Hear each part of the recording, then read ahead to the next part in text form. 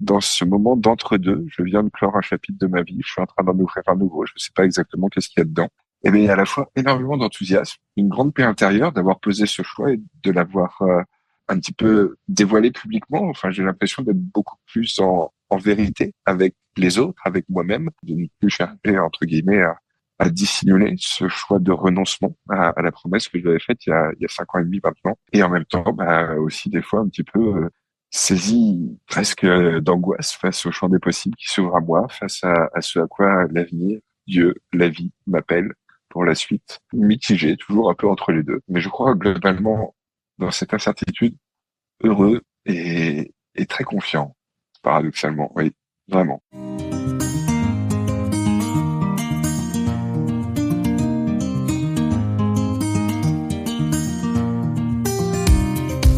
Bienvenue sur Aujourd'hui, écrivons demain, le podcast Feel Good qui met en lumière les acteurs du nouveau monde et vous redonne espoir. Comme vous, ils en ont marre de ce monde déshumanisé qui marche sur la tête et ne tourne plus rond. Rêvant d'un monde meilleur, ils bousculent les codes et sortent des sentiers battus. Ils proposent des alternatives innovantes, de nouveaux paradigmes ou remettent au goût du jour des savoirs ancestraux. Ils osent s'affranchir du regard des autres et font bouger les lignes pour construire demain. Ils œuvrent pour la préservation du vivant et le bien de l'humanité. J'ai à cœur de vous partager toutes les initiatives qui vont dans le bon sens, parce que nous sommes le changement que nous voulons voir dans le monde. Tous les lundis, je vous invite à découvrir l'histoire de l'un de ces humains engagés et conscients. Je m'appelle Katia Krabbe, je suis la fondatrice de Redaxil et j'aide les entrepreneurs humanistes à gagner en visibilité sur le web en réalisant leurs portraits. Vous avez envie de soutenir le podcast ? Abonnez-vous, mettez 5 étoiles, partagez-le et retrouvez-nous sur les réseaux. Vous souhaitez contribuer au développement du podcast ? Participez librement et en conscience à la cagnotte Tipeee que j'ai créée. Vous trouverez tous les liens dans le descriptif. Et en attendant, bonne écoute !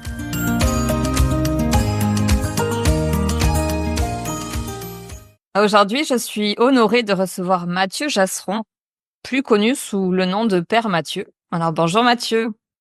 Bonjour et merci beaucoup Katia pour l'invitation. Merci à toi d'être là. Alors, je t'ai découvert la toute première fois, figure-toi, avec Guillaume Play sur Légende.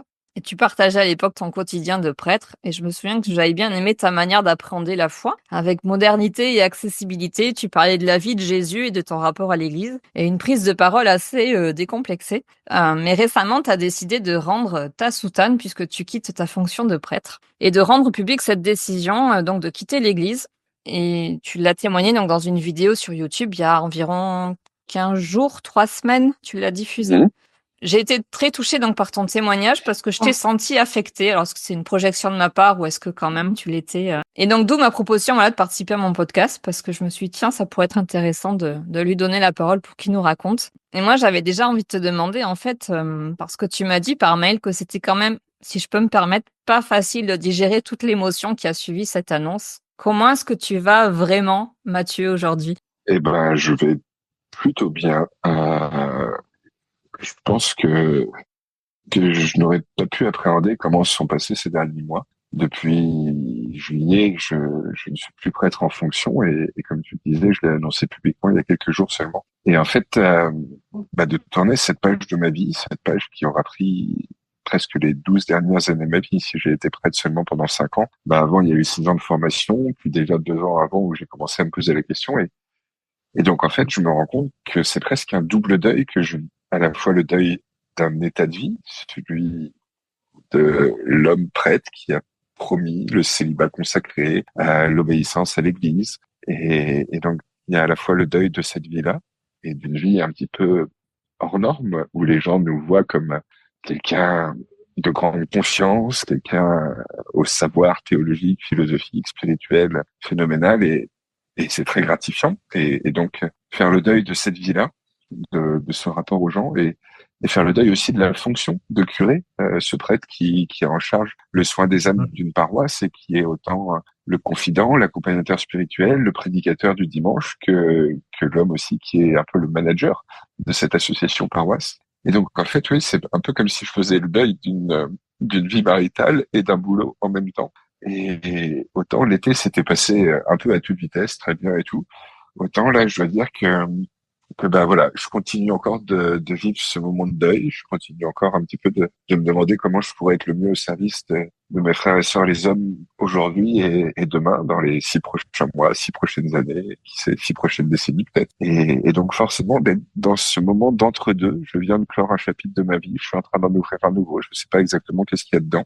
Et bien, il y a à la fois énormément d'enthousiasme, une grande paix intérieure d'avoir posé ce choix et de l'avoir un petit peu dévoilé publiquement. Enfin, j'ai l'impression d'être beaucoup plus en vérité avec les autres, avec moi-même, de ne plus chercher, entre guillemets, à dissimuler ce choix de renoncement à la promesse que je lui avais faite il y a 5 ans et demi maintenant. Et en même temps, aussi des fois un petit peu saisi presque d'angoisse face au champ des possibles qui s'ouvre à moi, face à ce à quoi l'avenir, Dieu, la vie m'appelle pour la suite. Et donc voilà, mitigé, toujours un peu entre les deux. Mais je crois globalement, dans cette incertitude, heureux et très confiant, paradoxalement. Oui, vraiment. Ça veut dire que c'est resté secret parce que tu as pris ta décision, ou du moins tu as posé ta démission au mois de juin, comme un salarié pourrait poser sa démission dans une entreprise. C'est comme ça que ça se passe? En fait, je pense que depuis un an, je me posais la question. Depuis sûrement le printemps de cette année, c'était plus ou moins clair dans ma tête que je me voyais pas continuer. Et ma mission à Joigny, la paroisse où j'étais, prenait fin. On est nommé sur des durées par des lettres de mission. Et donc, elle prenait fin cet été. Et donc, j'avais fait le choix depuis janvier de me faire accompagner par une psy et elle m'avait conseillé de peut-être prendre un vrai temps à ne plus exercer à partir de la fin de ma lettre de mission pour être sûr de mon choix. Et donc, ma mission prenant fin en juillet, j'ai arrêté en juillet. Je me suis laissé quand même 2-3 mois pour être sûr, voilà. Et, j'en ai parlé à la nouvelle hiérarchie qui est arrivée, l'ancienne hiérarchie n'étant plus là depuis un peu plus de 6 mois. Et puis, sachant que je publiais un nouveau bouquin, que je risquais d'aller rencontrer des journalistes, etc., je me dis, mieux vaut sûrement l'annoncer toi-même publiquement, plutôt que de continuer de garder ça pour toi, parce que c'est vrai que dans l'absolu, j'aurais très bien pu dire aux gens, bah, voyez, aujourd'hui, je suis toujours prête, ce qui est pas faux, hein, dans l'absolu, je veux dire, j'ai pas demandé à être conduit à l'état laïque, on appelle ça, enfin, Mmh. euh, c'est comme si je m'étais séparé de l'église, mais que j'avais pas demandé de divorce. Donc j'aurais très bien pu dire que je suis toujours prête, que je vis en ermite au milieu des bois, que je continue d'écrire, que j'ai repris des études en psycho, ce qui est la réalité. Mais j'aurais eu l'impression de pas être dans la sincérité vraie, entre guillemets, si on peut dire ça comme ça. Et donc c'est pour ça que j'ai préféré dire publiquement que oui, je ne me sens plus d'assumer de mission officielle de la part de l'Église. Et donc, je ne redis pas la prêtrise que j'ai reçue, mais je préfère essayer de continuer d'accompagner personnellement les gens autrement, à travers l'écriture, à travers de l'accompagnement individuel, à travers, pourquoi pas, la prédication de retraite, de temps de ressourcement, mais en n'étant plus l'officiel de l'Église. Ça veut dire que tu pourrais à nouveau reprendre une mission si tu décidais que finalement tu t'es trompé sur ta décision, puisque tu n'as pas demandé à divorcer donc avec l'Église pour parler comme ça vulgairement. Tu pourrais à Dans nouveau l'absolu, être oui. nommé dans une paroisse Dans si l'Église l'absolu, l'acceptait. Ouais. ah ouais, je pense que l'Église, elle serait pas contre. Alors après, faudrait voir qui dans la hiérarchie, voilà. Mais je pense que ce serait, en tout cas sur le papier, c'est tout à fait possible. Dans la réalité, moi aujourd'hui, j'ai beaucoup de mal à l'imaginer parce que je pense que il y a trop d'écart entre là où j'en suis intérieurement, dans ma façon d'interpréter la foi de l'Église, dans ma façon d'essayer de la transmettre et de la vivre avec les gens. Et donc, qu'on le veuille ou non, le prêtre, c'est pas un chrétien ordinaire, c'est celui qui est la voix de l'institution. Donc, à l'égard des gens qui viennent nous voir et qui attendent la voix officielle de l'institution, à l'égard de ce même parti, on pourrait dire, qu'est l'Église, et à l'égard de moi-même, j'ai du mal à imaginer que je puisse redevenir prêtre classique, Mm. missionné pour une mission d'église. Par contre, ce que j'ai toujours voulu faire depuis 12 ans, c'est accompagner les gens spirituellement, les aider à voir la puissance d'infini qui porte en eux, la promesse fabuleuse que Dieu a mis dans leur cœur et retrouver tout simplement espérance et sourire face à l'avenir, quel que soit ce qui nous réserve. Et ça, je me vois pas l'arrêter, que ce soit en continuant d'écrire et si possible des livres qui fassent du bien au cœur, des livres de sagesse, de spiritualité. Pourquoi pas en continuant d'accompagner plus individuellement certaines. Et puis en prêchant, enfin, j'ai toujours beaucoup aimé les retraites spirituelles dans des monastères et tout. Bah, pourquoi pas continuer d'en prêcher certaines, ou même peut-être plutôt sous forme de temps de ressourcement, que ce soit pas forcément éthique des chrétiens. Je veux dire, on a tous besoin de travailler notre confiance en nous-mêmes, confiance en les autres, en la vie, notre capacité d'espérance, nos petits astuces de regard ou petits trucs un peu pour pirater notre esprit et retrouver plus facilement le sourire quand on a des difficultés à traverser.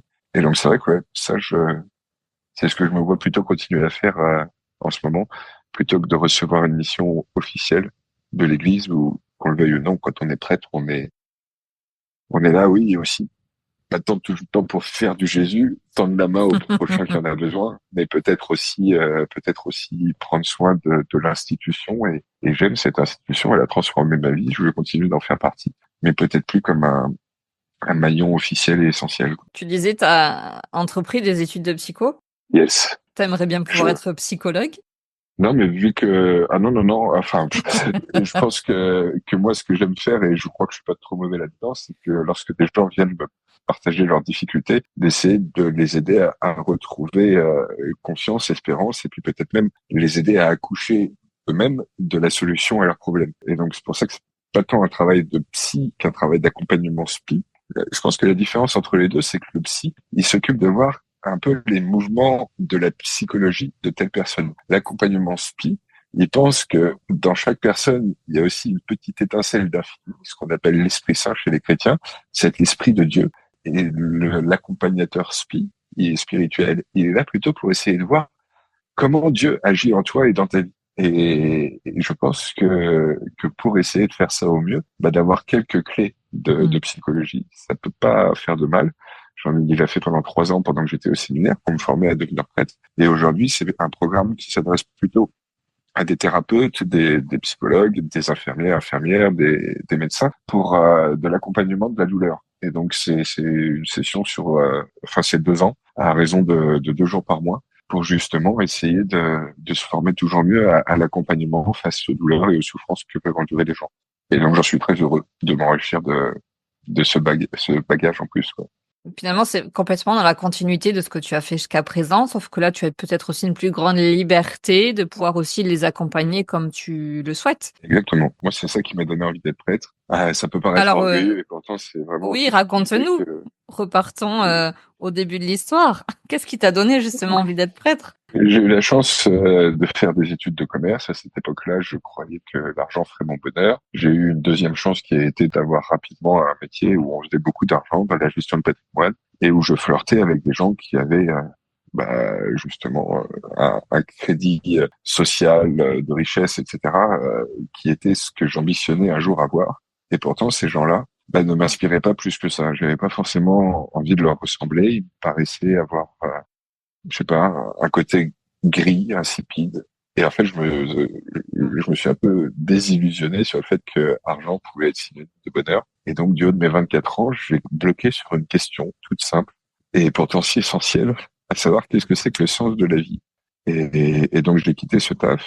À l'époque, on s'est séparés avec celle qui a partagé 5 ans de mon existence. Et donc, n'ayant plus grande attache à Paris, j'ai cherché à avoir une vie plus simple, au milieu de la nature, dans un lien social avec les gens que j'allais rencontrer, peut-être plus prégnant, plus humain, plus simple aussi. Et j'ai débarqué en Bourgogne et j'ai voulu faire du bénévolat. Va savoir pourquoi, ceux qui m'ont ouvert leurs portes, ça a été le Secours catholique. C'était dans la paroisse d'à côté de chez moi. Et donc au même moment, je rencontrais des gens très abîmés par la vie et qui pourtant avaient le plus beau smile que j'avais rencontré. Et donc très égoïstement, je voulais partager le même trésor qu'ils me semblaient avoir dans leur cœur. Et en même temps, je rencontrais aussi un curé qui apportait de l'eau à mon moulin, à ce questionnement sur le sens de la vie. Et forcément, rencontrant à la fois ce qui me nourrissait au niveau de l'esprit et au niveau de la pratique de vie au quotidien, je suis devenu presque chrétien par évidence. J'avais été baptisé petit, on m'avait envoyé faire un peu de catéchisme, etc., mais je ne m'étais jamais reconnu plus chrétien que ça. Et là, par ces différents témoignages, le Secours catholique, quelques prêtres et religieuses, ma vie a commencé à être beaucoup plus apaisée, beaucoup plus joyeuse, beaucoup plus colorée, goûtue. Et un jour, je me suis dit, mais attends, si c'est grâce à des chrétiens et des prêtres particulièrement que tu es devenu heureux, pourquoi tu ne deviendrais pas toi aussi pour aider d'autres à le devenir? Et donc, en fait, ouais, depuis une douzaine d'années, je crois, je n'ambitionnais que ça, très humblement, faire du Jésus pour aujourd'hui, quoi. Tendre la main à celui que je rencontre et essayer de lui faire découvrir toutes les astuces que j'ai rencontrées dans l'évangile et qui en fait, donnent une espérance, une confiance, un sourire en le futur, mais mais de façon inégalée, et quel que soit l'avenir qui nous est réservé. Et donc c'est pour ça que c'est ça qui m'a donné envie d'être prêtre. Et c'est ça que j'ai envie de continuer encore aujourd'hui. Parce que c'était une fois, sur un plateau télé, non, sur un plateau, je sais plus si c'était télé ou radio, quoi. Le journaliste me dit, qu'est-ce qu'on peut vous souhaiter pour la fin? D'être heureux, quel que soit votre chemin. Et ça m'a interpellé. Et en y repensant après, je me suis dit, en fait, il aurait plutôt dû me souhaiter d'aider les gens à devenir heureux. Parce que je crois que c'est en fait comme ça que je me suis le plus, en me sentant utile auprès d'autres, à leur redonner le sourire, à leur faire voir toute la beauté qu'ils portent en eux-mêmes. Et je crois que si c'est le cas pour moi, c'est le cas aussi pour la plupart d'entre nous. Lorsqu'on rend les autres heureux, ben c'est sûrement là qu'on est plus heureux. Et donc, ouais, c'est vraiment en toute humilité que c'est ça que j'aimerais réussir à continuer, même si j'ai plus le titre de Père Mathieu, même si j'ai plus le petit col romain qui va avec, même s'il y a plus, voilà, toute l'aura de la mission officielle derrière. Bah, si certains continuent d'avoir confiance et que je peux les aider à retrouver un petit peu de sourire en l'avenir, c'est tout ce que j'ambitionne. En quoi c'est aussi important pour toi de venir en aide aux autres et de faire qu'ils soient heureux? Est-ce que c'est être heureux par procuration? Je te répondrai 2 citations. Une première d'un bouquin qui, je crois, est le best-seller depuis 2000 ans. Ça s'appelle la Bible. Où dedans, il y a une phrase magnifique qui dit: il y a plus de joie à donner qu'à recevoir.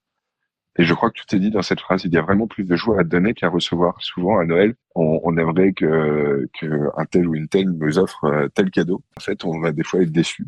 Par contre, si nous, on a pris le temps de prendre soin de l'autre en s'intéressant à savoir qu'est-ce qui pourrait lui faire plaisir et tout, je suis sûr on n'est jamais déçu de ce qu'on essaie d'offrir à l'autre par le cadeau, mais aussi par toute la réception qu'on essaie de faire autour, par le soin qu'on lui offre, par la présence. Et donc oui, je crois qu'il y a vraiment beaucoup plus de joie à donner qu'à recevoir.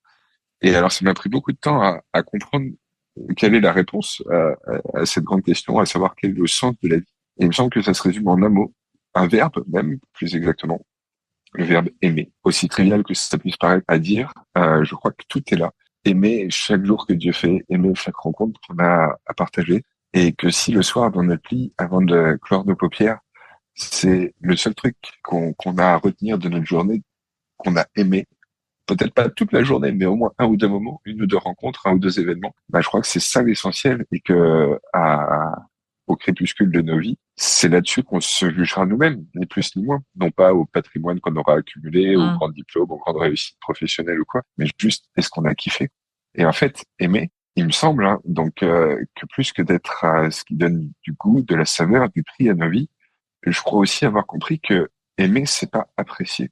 Et d'ailleurs, j'ai fait un abus de langage, j'ai dit le mot kiffer à la place de aimer, et en fait, je pense que oui, mais en partie seulement. Parce que je crois que lorsque on continue d'aller prendre soin de notre grand-mère qui allait pas dès qu'il se souvient plus de nous, lorsqu'on continue de prendre soin de notre ado qui nous gueule dessus et qui nous traite de connard alors qu'on donne tout pour lui, lorsqu'on continue de prendre soin de notre petit chien qui parle pas le même langage que nous et qui dépend totalement de nous. En fait, on ne les apprécie pas toujours.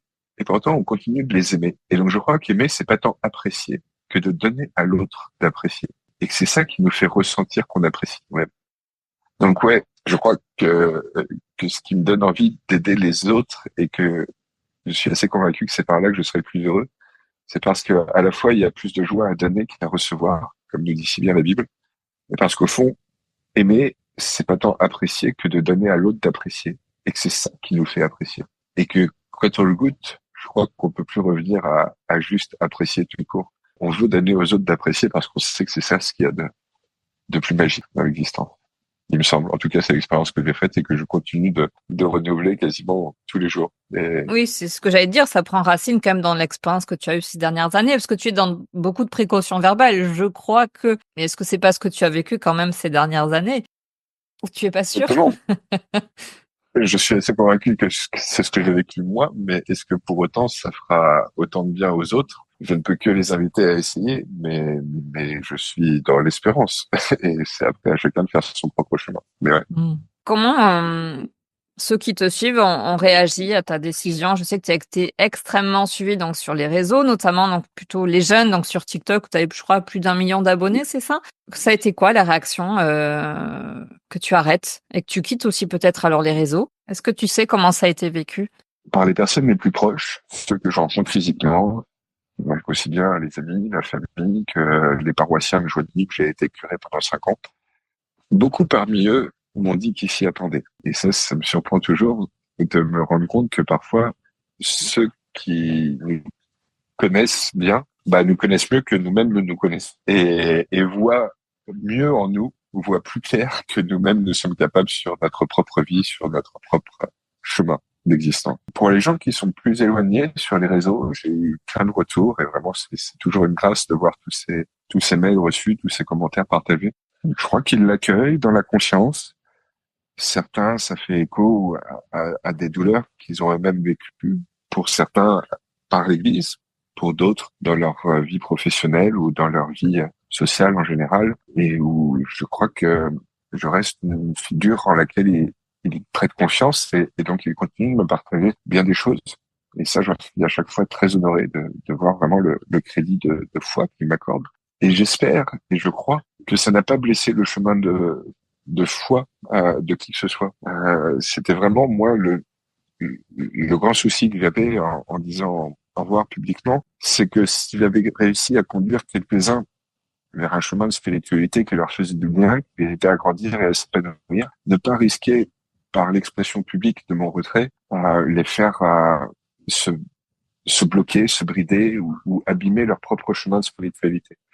Et en fait, je le crois pas. Je crois que les gens ont bien compris que j'avais toujours la foi, que c'est plus qu'une évidence pour moi, que la foi, c'est ce qui a mis de la couleur dans ma vie et que ça, je crois que rien ne pourra jamais le retirer, mais que maintenant, on peut avoir la foi. N'empêche que l'Église, c'est plus que seulement la foi, c'est aussi une façon d'être, de vivre, d'expérimenter une forme de hiérarchie, d'épouser tout un panel de dogmes au sens large, et que on peut très bien avoir la foi, l'ADN, et pour autant ne pas toujours se reconnaître sur un ou deux trucs et donc vouloir continuer de faire partie de cette famille, de cette communauté sans pareil, mais de là à continuer de l'être comme le commercial, on va dire, la voie officielle. Je pense que la plupart des gens ont bien compris la nuance entre les deux et que donc je les ai pas abîmés dans leur propre chemin de foi et de spiritualité parce que c'était vraiment mon plus grand souci. Et en même temps, je crois que le message que tu as laissé sur les réseaux, il explique suffisamment, il est quand même très explicite. Je veux dire, tu expliques longuement sans forcément toujours entrer dans les détails et tu en dis quand même suffisamment pour comprendre aussi ta réflexion et ton cheminement. Tu dis bien que ça fait une année que ça commence à être compliqué.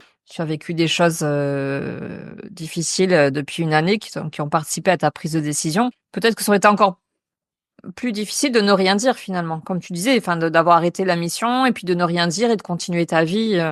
Là, il y aurait peut-être eu un sentiment de trahison, enfin, tu vois, d'incompréhension. Là, en tout cas, tu es dans une totale, enfin, quasi totale transparence aussi, et qui nous amène aussi à réfléchir nous-mêmes. Je pense en effet que c'est sûrement mieux que j'ai eu cette sincérité et voilà, je sais que ça a heurté certains et je savais que c'était le risque, mais je crois que ça a quand même fait du bien à beaucoup, que ça a libéré la parole d'un certain nombre qui se sentent ou qui se sentaient eux-mêmes victimes ou abusés dans différents lieux, hein, ça peut être l'église ou ailleurs. Et si ça les aide eux aussi en me verbalisant ça à moi et peut-être après en le verbalisant à d'autres, à aider à trouver les moyens de continuer d'avancer, de continuer de garder espérance et peut-être avec le moins de rancune possible à l'égard de ce qu'ils ont apporté de cicatrices et de ceux qui leur ont infligé ça. Ça, j'en suis très heureux. Pour d'autres, je pense aussi que ça aurait peut-être été plus simple que je quitte la prêtrise pour une meuf.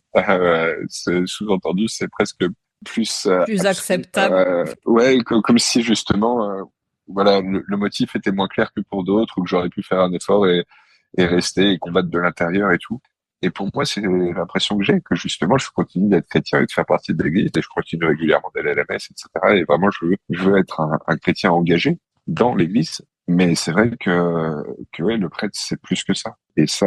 Donc, on a été coupé. On va reprendre sans transition. Moi, je me posais aussi la question des conséquences que ça a pu avoir pour toi d'avoir pris cette décision. Alors, tu disais là que globalement, ça a été plutôt bien apprécié dans ton entourage proche et par tous ceux qui te suivaient sur les réseaux. Tu dis que peut-être ça aurait été plus facile de ne rien dire non plus, peut-être par rapport à d'autres instances. Et toi, concrètement, quelles conséquences ça a eu pour toi depuis de cette prise de parole et cette prise de décision? Qu'est-ce que tu peux en dire? Dans ce que tu peux dire. Bien entendu. Forcément, ça crée une incertitude parce que lorsqu'on est prêtre, on a un appartement de fonction. On n'a pas à se soucier de qu'est-ce qu'on va manger d'une certaine façon. Enfin, je veux dire, ça rentre tous les mois, même si c'est pas énorme. On touche à peu près 950 € par mois. Il y a de quoi être sûr de manger. Il y a vraiment une forme de sécurité de l'emploi du temps, de sécurité de statut social, de sécurité de confort matériel. Bah, tout ça, du jour au lendemain, ça s'évapore. Donc, forcément, ça crée une certaine incertitude. Voilà, c'est une part de ce que je ressens, même si la première chose qui pour moi est évidente, c'est que je me sens apaisé dans le vrai et heureux de l'assumer publiquement. Vu que je l'avais déjà dit avant, c'est pour ça que, voilà, il n'y a pas besoin d'en refaire des tartines. Et puis, bah, je me plais à peut-être rêver des choses que je ne rêvais que trop peu avant. Organiser plus de retraites spirituelles que ce que j'ai pu faire pendant 5 ans, où j'ai fait à quelques groupes que j'accompagnais, en fait, mais où là, je me dis que je pourrais peut-être le faire à beaucoup plus, puis vraiment sur les sujets que je crois être intéressant de partager à nos contemporains. Je me plais à imaginer que je pourrais écrire toujours plus et en fait, écrire, c'est aussi déployer la pensée, découvrir plein de choses et ça, c'est très heureux. Et vraiment, moi, c'est un truc que j'ai découvert en étant prêtre. Quand on est prêtre, on écrit tous les jours. Le petit commentaire qu'on va faire à la messe, le petit truc qu'on va essayer de transmettre à tel groupe ou à tel autre. Et donc, en fait, oui, c'est un vrai plaisir que d'écrire et ça me fait énormément de bien. Et si ça peut faire du bien aux quelques-uns qui m'imitent, j'en suis très heureux. Et donc, rêver de ça, c'est aussi très, très enthousiasmant. Est-ce Et qu'on peut c'est vrai dire que que tu es écrivain aujourd'hui? Parce que tu as écrit quand même, si je me trompe pas, 3 livres. exactement. Et là, je suis en train de Ouais, finir le quatrième, ok. qui est plutôt un bouquin de spiritualité.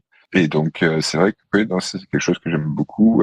Peut-être un peu écrivain, un peu accompagnateur personnel, spirituel. C'est sûrement comme ça qu'on pourrait me définir un peu professionnellement aujourd'hui.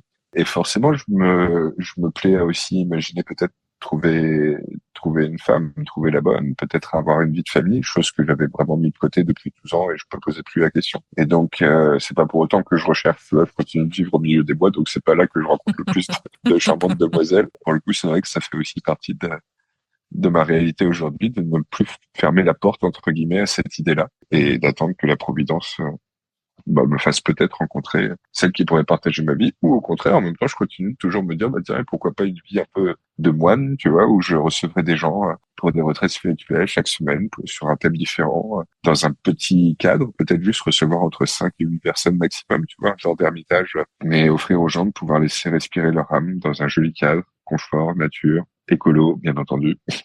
Et donc, ouais, voilà un peu là où en sont les motions de l'âme de Mathieu en ce moment. Est-ce qu'on peut dire un petit peu les conditions dans lesquelles tu vis aujourd'hui ou pas? Puisque tu parles Je sais pas. d'esprit écolo. Il y a 15 ans, quand je me suis installé en Bourgogne, pour moi, c'était déjà un vrai sujet d'être en phase avec un monde qui change, avec un monde qui se pollue de plus en plus, avec un monde qui, qui a des défis auxquels peut-être nos grands-parents étaient moins alertes que nous ne le sommes nous. Et donc, c'est vrai qu'il y a 15 ans, quand je suis arrivé en Bourgogne, j'ai construit un petit chalet au bord de l'eau et j'ai cherché à faire en sorte qu'il soit en totale autarcie. Donc, j'ai mes panneaux solaires qui me donnent l'énergie qu'il faut pour la pompe à eau, les écrans, etc. J'ai le poêle à bois et puis vu que j'ai acheté une forêt, bah, au final, je me chauffe moi-même avec mon propre bois, avec le poêle à bois. J'ai Et la tu vas couper récupération le d'eau de bois le pluie. matin? Bon, j'essaie de le faire quelques fois tout dans l'année, quoi, tu vois, histoire de pas avoir à le faire tous les jours. Mais c'est vrai qu'il y a un côté Charlie Gans, en effet, très sympa. Moi, j'aime beaucoup. Oui, donc tu Et récupères l'eau, je t'ai coupé, pardon. et puis voilà, je récupère l'eau de pluie pour la vaisselle et la douche.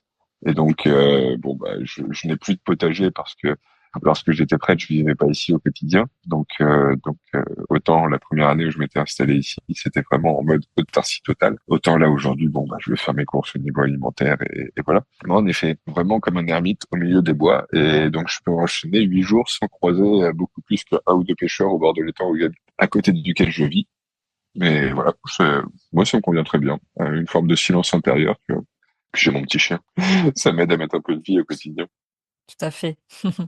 Tu disais pouvoir peut-être, par exemple, imaginer avoir une famille. Ça veut dire que c'est un projet auquel tu avais renoncé quand tu t'es engagé dans la prêtrise? Je sais pas si c'est renoncer. Je savais que pour aller vers la prêtrise, il y avait plusieurs petites choses auxquelles il me fallait consentir. Le fait Mm. de ne plus gagner beaucoup d'argent, j'avais Mm. vraiment eu la chance que mes premières années de vie d'adulte, j'avais eu une vie très très confortable financièrement. Et donc là, c'était presque gagner 10 fois moins, quoi. Donc ça, il fallait l'accepter. Il fallait accepter une forme d'obéissance. Et en même temps, moi, j'ai jamais trouvé organe plus libre que l'Église. Je me suis toujours senti très à l'aise de pouvoir parler de tout aux différentes personnes que j'ai rencontrées dans l'Église, religieuses, prêtres, et même dans la hiérarchie, les évêques, etc. Certains m'ont trahi, mais en révélant des secrets que je leur avais confiés. Mais c'est vraiment une minorité. Et je m'étais toujours senti accueilli avec tout ce que j'étais, entre guillemets, mes vulnérabilités, mes casseroles, même si y a rien d'extraordinaire non plus, mais je veux dire avec le bagage de tout ce que j'étais. Et donc je savais qu'il fallait quand même consentir à cette forme d'obéissance. Donc on pourrait dire en gros demander au N+1 avant de poser un choix important. Et donc c'est vrai que dans notre monde d'aujourd'hui, c'est pas rien cette forme d'acceptation. Mais vu que voilà, pour moi c'était un organe très libre et puis des personnes sages et qui transpiraient l'espérance que je rencontrais au quotidien, j'étais prêt à consentir à ça et consentir à une vie sans femme et sans enfant. Là encore, c'était quelque chose qui s'est fait assez naturellement parce que je me disais, ben c'est une vie qui a l'air tellement belle et où on rencontre tellement de monde et où en fait, s'ils nous appellent père Mathieu, père je ne sais quoi, c'est parce qu'on fait aussi un peu d'une certaine façon partie de leur vie et en fait, quand on est prêtre, on est quasiment invité midi et soir à aller déjeuner chez les uns ou chez les autres et ils nous confient tellement de choses et on partage tellement d'événements importants dans leur vie, que ce soit les événements heureux mais aussi des moments un peu plus dramatiques à traverser que d'une certaine façon, je disais non à une petite famille nucléaire exclusive pour avoir une bien plus grande famille qui était celle des chrétiens et avoir un lien avec eux assez privilégié en étant leur prêtre. Donc en fait, c'était trois formes de consentement, la richesse, enfin la pauvreté plutôt, l'obéissance et le célibat, qui étaient plutôt pour moi des choses auxquelles je consentais assez facilement pour épouser cette vocation qui m'épanouissait pleinement. Et je dois dire que vraiment, ça m'a épanoui de ouf pendant 5 ans et qu'aujourd'hui, il y a plein de choses qui me manquent de cette vie. Mais je crois qu'au fond de moi, je suis plus dans le vrai et dans la sincérité d'avoir posé ce choix. Mais Mm. donc oui, la vie de famille, je dirais que c'était pas tant un renoncement qu'une acceptation de pas en avoir pour vivre quelque chose de plus grand. Enfin, qui en tout cas à l'époque, moi, me donnait envie. Sûrement comme des grands reporters, des fois, choisissent de rester célibataires pour pouvoir être sur le front, sur les zones de guerre et de conflit pendant plusieurs décennies, pendant leur carrière, parce que pour eux, c'est cette vocation qui est première sur l'idée d'avoir une vie de famille. Et on pourrait trouver tout plein d'autres exemples dans des vies professionnelles plus classique. Et donc oui, c'était plutôt comme ça que j'ambitionnais. Et est-ce que la vie de prêtre que tu as menée donc ces dernières années correspondait à ce que tu avais imaginé et est-ce que tu t'étais représenté ou peut-être est-ce que tu avais idéalisé certaines choses? Parce La qu'entre vie, vouloir s'engager et le vivre et se confronter en fait au réel.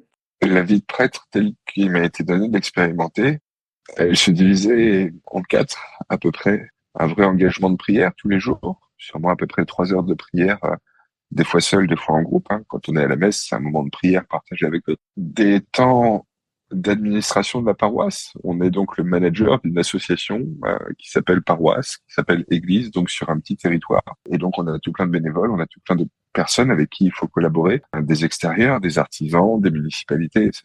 Donc ça aussi, c'était une bonne partie du taf.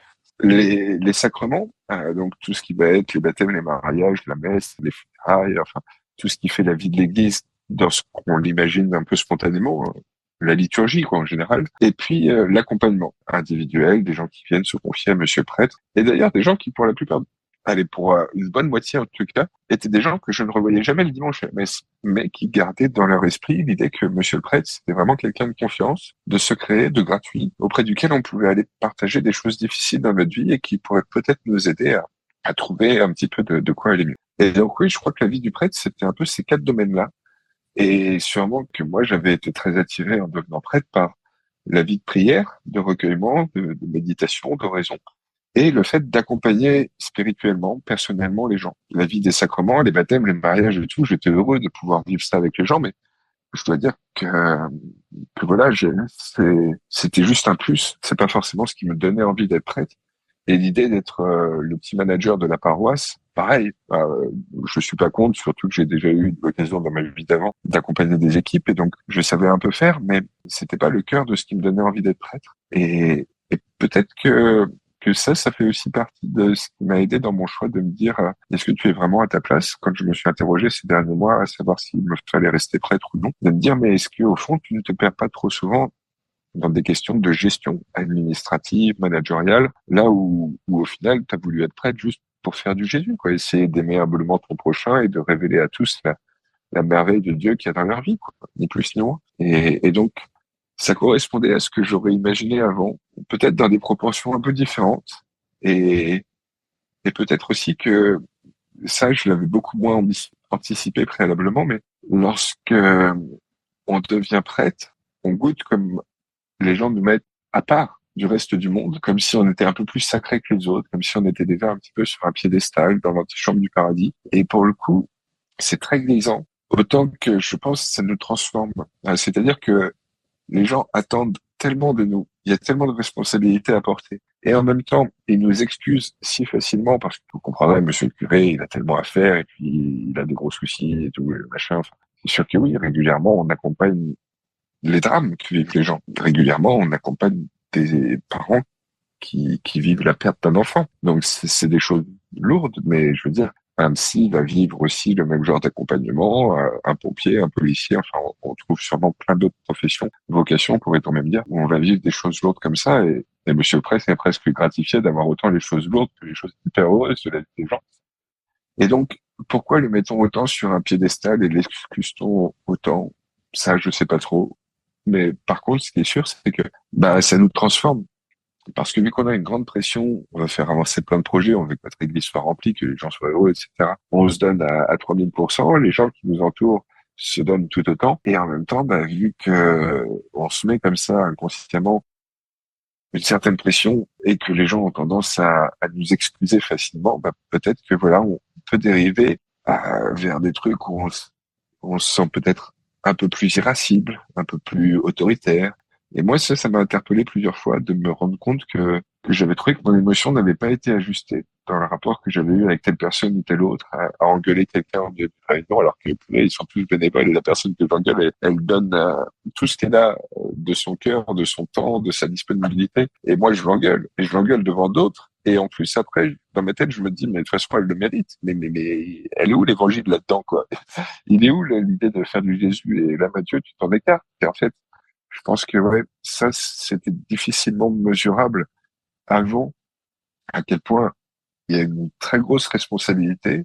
Peut-être d'ailleurs qu'on se met nous-mêmes, hein, plus que les gens ne nous font porter. Et ils nous mettent trop sur un piédestal, et ce qui fait qu'en fait, ce duo d'un excès d'autorité autant que de crédit que les gens nous offrent, bah, ça peut nous faire dériver dans l'exacerbation de choses qui sont mauvaises en nous et qui, en tout cas, pour ma part, était peut-être un peu à l'opposé de ce qui m'avait donné envie d'être prêtre. Tu n'en restes pas moins un homme avec des émotions. Je veux dire, comment est-ce que tu gères tes émotions au quotidien dans des situations où oui, tu peux être irritable, en colère, oui, la bénévole, elle peut t'agacer. Enfin, tu es quand même en droit de pouvoir te dire, celle-ci, elle m'agace, sans peut-être pouvoir lui dire ou le dire devant tout le monde. Ou alors je me méprends sur la psychologie des prêtres, mais enfin, Dieu tu merci, restes. oui, oui, on a les mêmes émotions.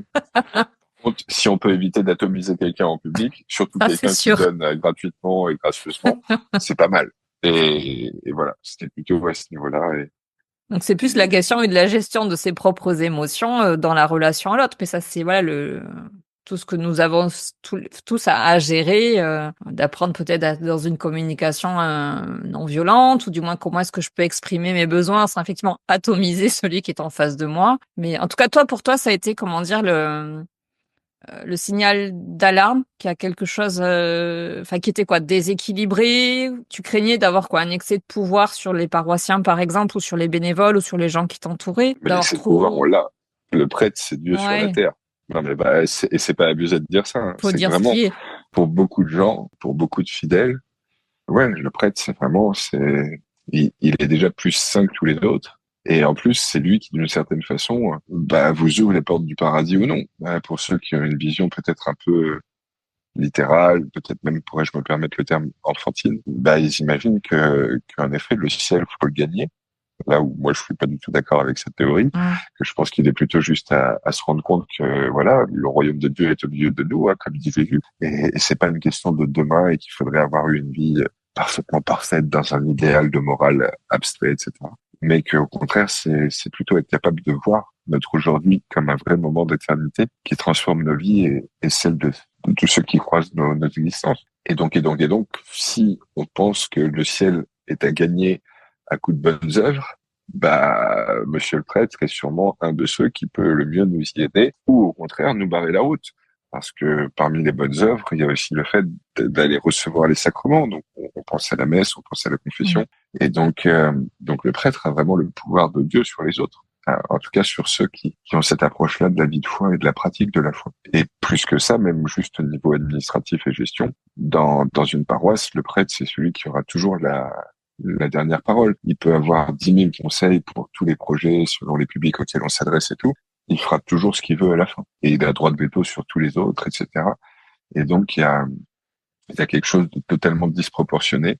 Je me le touchais bien sur le plan conceptuel et théorique avant. Et plusieurs fois, je me suis rendu compte que je profitais de cette situation d'autorité sans pareil. Et ça m'a fait me dire, mais Mathieu, est-ce que c'est pour ça que tu as voulu devenir prêtre? Est-ce que ce n'est pas exactement ce que tu reproches aux autres que tu commences à faire toi-même à l'égard d'autres? Et donc ça, dans un moment où je m'interrogeais aussi sur ce qu'est le prêtre et ce qu'on attend de lui face à la hiérarchie, face à un ensemble de dogmes, face à plein de choses, ça donnait de l'eau au moulin de mon discernement et de ma remise en question de ma vocation. Et sûrement que ça a beaucoup joué dans l'idée de me dire, bah peut-être que pour d'autant mieux faire bouger ça, le mieux c'est de ne plus être celui qui justement risque déraper parce qu'il est trop pressurisé et qu'il est trop excusé en même temps. Et ce souci d'être dans le vrai face à ce que les gens attendent de moi. Et c'est vrai que j'ai toujours eu une dimension assez interprétative de beaucoup de choses, y compris de certaines lectures de passages de la Bible, de certains dogmes que nous a laissé l'histoire. Et donc oui, c'est un ensemble de choses qui m'ont fait me dire que c'était sûrement mieux d'arrêter. Mais en effet, ce que je devenais petit à petit, m'interroger et à jouer. Tu as eu peur? Peur de tes réactions, peur de jusqu'où tu pourrais peut-être aller, puisque tu as l'air de dire que tu prenais conscience peut-être véritablement du pouvoir que tu pouvais avoir sur, je dis les paroissiens, mais c'est pas les paroissiens, enfin, comment tu m'as dit Les fidèles en général. les fidèles, oui, qui peut-être sont dans une posture de vulnérabilité parfois. Paradoxalement, j'ai plus ressenti cette frayeur quand j'étais sur les réseaux. Je pense que c'est une des premières raisons qui m'a fait quitter les réseaux sociaux, parce que le paroissien, le fidèle vulnérable qui habite à côté et que tu rencontres de temps en temps, s'il commence à percevoir en toi un gourou, tu peux trouver ce qu'il faut pour essayer de faire en sorte que ça se réajuste, ça se rééquilibre. Et si c'est pas toi directement, tu vas pouvoir trouver d'autres qui vont pouvoir essayer de l'accompagner, de lui faire trouver la juste distance, etc. Les personnes sur les réseaux projetaient sur ce que je donnais à voir, qui était ce que je donnais à voir. Alors, j'essayais d'être le plus moi-même, mais n'empêche que c'est forcément un rôle quand tu te mets en scène dans des petites vidéos de 30 secondes, une minute pour répondre à des questions. Tu mets en scène une image, une figure de ce que tu es. Je suis pas exactement le même avec toi ce soir. Je suis pas exactement le même dimanche midi quand j'étais avec ma famille, etc., etc. Et c'est pas pour autant que je suis dans le faux à tel moment ou à tel autre. C'est juste que je me donne à voir un petit peu différemment. Et peut-être que certains, très vulnérables, avec peu de liens sociaux, et donc peu de personnes auprès desquelles confier les grandes difficultés qu'ils ont à traverser, projeter en moi quelque chose de pas ajusté du tout. Et vraiment, quand je dis que je voulais pas devenir un gourou pour certains, c'est que je sentais que ça le devenait de façon immaîtrisée. Je mesurais que pour certains, bah, ça leur faisait du mal, ce qu'ils projetaient sur moi. Et en même temps, j'avais beau essayer de leur parler par mail ou voilà, il n'y avait pas le même contrôle qu'il pouvait y avoir avec des personnes que je rencontrais vraiment physiquement, régulièrement dans la semaine. Et donc, je pense que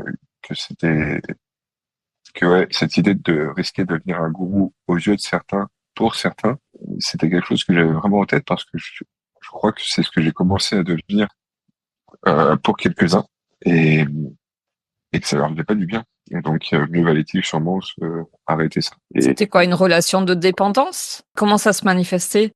Des gens qui imaginent trop que tu vas être leur sauveur, que tu as la parole d'évangile, que tout ce que tu dis c'est parfait, et qui parce qu'ils en attendent trop de toi, te confient déjà trop de choses, euh, projettent tout, semblent n'avoir que toi pour lien avec comparativement au reste de la société. Et ces mêmes gens que t'encensent énormément vont être les premiers qui un jour, parce que tu vas avoir une parole qui ne va pas aller dans le sens de ce qu'ils espèrent, vont risquer de se faire du mal, voire me faire du mal à moi, mais ça, c'est presque secondaire. Mais oui, il y en a certains qui étaient tellement mal que, voilà, il y a eu des chantages de suicide, des choses comme ça. Et juste parce que moi, je les invitais à trouver la bonne distance et que je les invitais à aller rencontrer d'autres et qui n'y croyaient pas et qui étaient tellement enfermés dans peut-être des fois leur maladie mentale, peut-être des fois leurs addictions, que toi, t'es là, t'as juste contact avec eux par mail, parce qu'en plus, certains veulent pas te donner le numéro de téléphone, peut-être qu'en les ayant un peu au téléphone, mais quoi que certains, on les a eu au téléphone. Je dis moi, et je dis on parce que j'avais la chance d'être entouré de quelques personnes qui m'ont aidé à faire comme ça de l'accompagnement spirituel à distance avec des gens qui étaient peut-être plus fragiles que d'autres. Et voilà, oui, plusieurs fois, on a senti que on savait très bien qu'on pouvait pas être les sauveurs de ces gens-là, mais eux projetaient trop en nous, au risque de se rendre plus fragiles en projetant autant sur nous et en refusant d'aller voir d'autres personnes physiquement à côté de chez eux et qui pourraient être des liens vrais et pas seulement digitaux et virtuels. Est-ce que tu avais été préparé à ça, à ce risque-là, de se retrouver comme ça dans des relations de dépendance et de retrouver dans une situation de chantage au suicide? Enfin, voilà, c'est quand même effectivement, même dans le confessionnal, on peut bien se poser la question de ce qui peut se dire et comment est-ce que tu portes aussi ces confessions et jusqu'où les gens se confessent et comment tu gères ça en fait au quotidien, effectivement. Est-ce qu'on t'a préparé à tout ça? Paradoxalement, ce qui rassemble les chrétiens et particulièrement les catholiques, c'est la communion au corps du Christ. Vous savez, cette petite hostie qu'on donne à la messe. Et donc, cette petite hostie, c'est un bout de pain. Donc, en fait, être catholique, c'est partager le pain de Dieu, en l'occurrence. Et partager le pain, cum pagnus, c'est ce qui a donné compagnon. Donc, l'Église devrait être l'organe par excellence qui est là pour accompagner les autres. Et pourtant, j'ai l'impression que c'est une des choses qu'elle sait le moins bien faire et sur lesquelles elle, elle ne se prépare que trop peu et elle prépare ses intervenants, qu'ils soient prêtres ou autres, trop peu, trop mal. Au séminaire, on nous forme beaucoup à la théorie, à la théologie, la philosophie, on a un peu de psychologie, etc. Mais sûrement que c'est après l'expérience qui se charge de nous apprendre beaucoup du reste. Et les partages aussi avec les autres qui le vivent, que ce soit d'autres prêtres ou d'autres fidèles qui sont engagés, qui font même de l'accompagnement personnel, etc. Mais on n'est jamais préparé la première fois où on enterre un enfant. On n'est jamais préparé la première fois où on est confronté à des gens qui nous disent qu'ils vont se prendre dans la soirée et que nous, voilà. Et sûrement que même si on s'y préparait d'ailleurs, bah, il reste toujours une part d'événements, d'expériences à traverser. Et peut-être que là, justement, la foi en quelque chose qui nous dépasse peut être un vrai moyen de réussir à vivre ça avec ce qu'il faut de confiance, d'espérance et en même temps de grande chasteté, de grande juste distance face aux gens pour qu'il y ait un peu de raison dans cette émotion qui déborde et qui risquerait de leur faire trop de mal. Est-ce que l'institution religieuse te permet d'en parler ouvertement? Je peux pas m'empêcher de faire le parallèle avec le métier de psychologue. D'ailleurs, j'avais un patient qui m'avait dit quand je m'étais présentée du temps où j'étais psychologue dans un service de palliatif, ah oui, vous êtes le curé des laïcs. Tu vois, de la même manière que les psychologues peuvent être supervisés ou appartenir à des groupes d'échange entre psychologues, est-ce que vous, par exemple, enfin, vous pouvez être en lien les uns les autres, enfin, tu vois, et pouvoir partager sur ces confessions qui sont si difficiles, ces chantages affectifs. Enfin, tu vois, comment tu gères ça? Ou est-ce que tu dois le gérer seul et enfin, c'est une vraie problématique, quoi. Il y a deux choses qu'on nous dit qui sont indispensables à la sortie du séminaire, à avoir un accompagnateur ou une accompagnatrice spirituelle, quelqu'un auprès duquel on est nous-mêmes accompagnés tous les mois. Moi, c'est la même religieuse qui me suit depuis 5 ans et demi maintenant. Et c'est quelqu'un qui m'aide à relire mon existence avec un peu d'objectivité et à essayer d'y voir justement le chemin de la providence derrière tout ça, les traces de Dieu dans ce que je vis, y compris dans les moments de tragédie, ou même s'ils ne me touchent pas directement, dans ceux que j'essaie d'accompagner humblement. Et donc ça, je pense que c'est essentiel. Et que sûrement, d'ailleurs, comme pour être un bon psy, il faut soi-même avoir été accompagné écologiquement pendant un temps pour avoir, voilà, compris des choses. Pour un accompagnateur spirituel, c'est inenvisageable de pas être lui-même accompagné spirituellement. Et ça, je crois que la plupart des confrères et même des consoeurs, parce que n'importe qui a été formé peut accompagner personnellement, spirituellement quelqu'un d'autre. S'il n'a pas lui-même un accompagnateur, je pense que ça doit être beaucoup plus difficile, et voire même que des fois ça nous laisse nous leurrer dans des façons de penser qui sont pas ajustées. Donc ça, c'est le premier indispensable. Et le deuxième indispensable, c'est d'avoir ce qu'on appelle une équipe de vie. Donc un petit groupe de quelques prêtres avec qui on essaie de trouver la modalité qui nous convient, mais pour pouvoir se retrouver régulièrement et vivre ensemble ce qu'on a des fois du mal à partager à d'autres, parce que notre famille, nos amis d'enfance, nos paroissiens, bah, c'est quand même plus simple de partager certaines choses à d'autres prêtres que à tous les autres gens, parce que un autre prêtre, il va peut-être avoir plus de points communs avec nous sur telle question, il va plus expérimenter les mêmes choses que nous, les mêmes doutes aussi. Et donc c'est vrai que d'avoir à la fois moi mon accompagnatrice spirituelle et en même temps mon équipe de vie que je retrouvais à peu près, on se faisait ensemble un week-end de 3 jours tous les 2 mois, ça m'aidait énormément à pouvoir échanger sur des choses qui sont de l'ordre des doutes, des difficultés à traverser. Et je crois que ça, c'est plus que nécessaire, en effet, pour tous les jeunes prêtres, mais d'ailleurs, je dirais même pour tous, d'avoir ces lieux de grande confiance et de relecture de nos existences, de nos expériences. Et sûrement qu'après aussi, les amitiés sont essentielles. Le prêtre est un homme de relations humaines. Et c'est vrai que s'il n'a pas quelques bons amis, bonnes amies auprès desquels il peut parler, je dirais presque de tout, bah, il risque de s'enfermer dans des choses qui sont pour lui tabous et qui peuvent peut-être être source de difficultés. Et donc, j'évoquais mes amis d'enfance, j'évoque souvent un vieux copain prêtre qui a 94 ans et qui pour moi est un super grand frère avec qui je partage tellement que ça me fait trop de bien. Et j'évoque aussi régulièrement des amitiés que j'ai pu tisser à Joigny, de paroissiennes, mais qui sont devenues des vrais amis et qui aujourd'hui m'aident à comprendre tellement de choses qui se passent dans ma vie et que j'ai des fois du mal à comprendre tout seul et qui sont une vraie soupape tout en étant caisse de résonance, tout en étant puits de lumière. Et donc, ouais, je crois que faut que ce soit pas plus institutionnalisé et en même temps, est-ce que vraiment on pourrait beaucoup plus institutionnaliser sans risquer de tomber dans une relecture d'entreprise où on a une fois par an un peu le DRH qui vient pour voir si on a des bons chiffres, si ceci, si cela. Peut-être que Ou un intervenant extérieur qui viendrait vous faire comme une analyse des pratiques, tu vois, d'avoir. Mais c'est ce que tu as, c'est ce que tu expliques, en tout cas dans l'accompagnement individuel. Et après, tu vois, est-ce qu'il y a quelqu'un qui vient vous aider à faire circuler la parole dans votre petite équipe de vie, tu vois, quelqu'un de neutre, peut-être avec une objectivité, enfin, tu vois, de vous questionner aussi, de vous donner peut-être une grille de lecture, des outils peut-être pour gérer les émotions, tu vois. c'est sûrement quelque chose qu'on fait trop peu. Mm. Et moi, comme tu l'évoquais une ou deux fois, j'ai eu des difficultés avec d'autres personnes dans l'église, des difficultés vraiment dures à surmonter. J'ai essayé de trouver des organes, des outils de médiation. Et clairement, il a fallu aller chercher en dehors de l'église parce que dans l'église, on a peu de gens comme ça. Et donc, je pense que ça reste un des points sur lesquels elle devrait continuer de travailler. Comment mieux accompagner chacun, les membres en son sein, ceux qui viennent trouver refuge auprès d'elle, et peut-être même la société tout entière. C'est bien qu'il y ait des comités spirituels sur les grandes questions morales de notre époque, de notre société, mais peut-être qu'on aurait d'autant plus de crédit si on était plus impliqué. Un exemple tout con, hein, mais d'avoir des prêtres et des imams, etc., et des rabbins qui vont dans les comités d'éthique avec les députés réfléchir à les lois sur l'euthanasie. Sur le papier, c'est bien.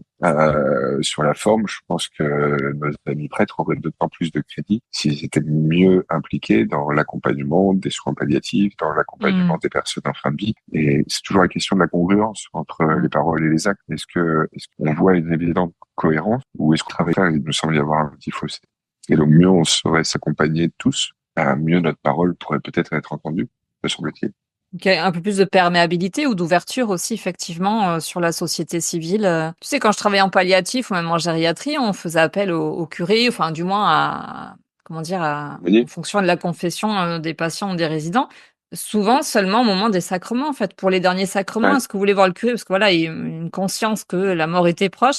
Oui, mais en fait, sans peut-être. Alors oui, il y avait des temps de messe parfois en fonction des services. Ça cohabitait, mais On pourrait faire mieux, clairement. oui. Et là, je donne l'exemple de l'euthanasie, mais c'est pareil. Je veux dire, si autant de chrétiens euh, souhaitent dénoncer le choix de pouvoir avorter, ok, mais qu'est-ce qu'ils font pour aider les gens qui sont confrontés à cette question-là? Je veux dire, je pense qu'ils auraient une parole beaucoup plus entendable Mm. de l'opinion publique s'ils se montraient plus présents et auprès notamment des gens qui sont confrontés à ces problématiques, dans des moments de leur vie où la situation est dramatique. Il y a des choses à faire évoluer, oui. S'impliquer peut-être toujours plus. Enfin, moi, ce que j'ai toujours trouvé admirable dans ce témoignage de vie qu'on nous apporte de ce fameux Jésus, qu'il ait existé ou non, c'est que ce gars, si c'est Dieu, il aurait pu convertir la terre entière en un claquement de doigts et transformer le monde plus que ça. Et en fait, il a choisi juste de s'occuper des quelques gens qui venaient le rencontrer lui directement. Et il a essayé d'offrir à ses amis les plus proches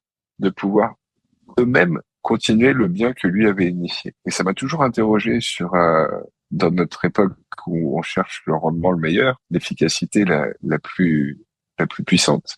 Lui, il a presque une approche radicalement opposée, et pourtant, ça a transformé la face de l'humanité depuis 2000 ans. Et c'est sûrement le mouvement, en tout cas en Occident, qui a le plus impacté notre culture. C'est fou. Ça va à l'encontre même de la politique du chiffre dans laquelle on vit depuis un siècle. Et pourtant, ça a transformé le monde. Et donc, je me demande, oui, si on gagnerait pas plus, au lieu d'avoir de beaux discours et des jolies pancartes militantes sur tel ou tel sujet de société qui bouleversent un peu nos approches dogmatiques, à peut-être juste accompagner les gens comme Jésus l'aurait fait, à tendre une main à ceux qui en ont besoin, et que ça marcherait peut-être mieux, pour juste permettre qu'il y ait la paix dans les cœurs, parce que je crois que c'est ça le seul enjeu que tous on veut, hein. C'est pas que les gens soient des parfaits moralement. La perfection morale, elle évolue en fonction des cultures, des époques, de plein de choses. Par contre, si les gens ont le cœur apaisé et le sourire sur les lèvres, bon, bah, c'est qu'a priori, on n'a pas trop mal géré le truc. Parenthèse, on rentrera peut-être pas plus dans les détails, mais tu sais que la loi sur l'euthanasie, l'aide active à mourir, va revenir sur le tapis à la rentrée prochaine. Gros sujet. Je pense que c'est le genre de sujet qu'on ne souhaiterait même pas à notre pire ennemi d'être confronté à la question de va-t-il devoir, entre guillemets, accompagner la mort de ses propres parents, enfin le choix plutôt de mort de ses propres parents. Bon, On verra que Dieu nous comment est-ce préserve que... d'avoir à être confronté à ces grandes problématiques qui touchent en fait la vie et la mort. L'avortement, l'euthanasie, c'est pas évident. On a parlé un petit peu tout à l'heure de que tu avais écrit donc 3 livres. Tu disais que tu étais en train de terminer le 4e. C'est quoi ton rapport à l'écriture? J'ai vraiment découvert l'écriture en devenant prêtre. C'est-à-dire que le prêtre, c'est un homme qui écrit énormément. D'ailleurs, la Bible nous dit que Dieu est écriture, Dieu est logos. Le logos, c'est vraiment ça, c'est la raison qui se déploie, et notamment grâce au langage, grâce à l'écriture. Et j'étais déjà très convaincu, jeune adulte, que l'écriture avait des vraies vertus thérapeutiques pour réussir à mettre les élans de nos cœurs et de notre esprit noir sur blanc, avec un peu de distance, d'objectivité. Et c'est vrai que le prêtre étant l'homme qui, tous les jours, a à écrire, que ce soit pour le petit commentaire d'évangile qu'il va faire à la messe, que ce soit pour aller rencontrer tel public ou tel autre, et essayer d'avoir une parole qui fait sens, avec une petite narration pour illustrer, avec peut-être une ou deux punchlines pour que les gens puissent retenir plus facilement. J'ai vraiment découvert le plaisir d'écrire et tout ce que ça peut m'apporter, et ce que j'espère ça peut apporter aux autres aussi.